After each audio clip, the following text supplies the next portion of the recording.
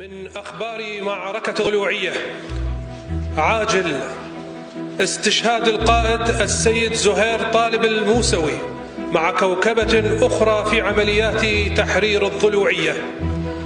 وهناك عاجل آخر، الحاج هادي العامر يعلن تحرير الضلوعية بالكامل من دنس تنظيم داعش الإرهابي.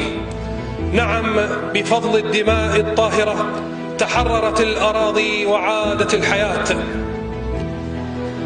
جدارية لمؤسس الإعلام الحربي في ديالى الأستاذ التشكيلي وائل الشمري الذي رافق جميع عمليات التحرير في محافظات العراق، وقد نال وسام الإصابة عدة مرات، واليوم يعود لنا بفرشاته ليجسد تلك المواقف البطولية والإنسانية.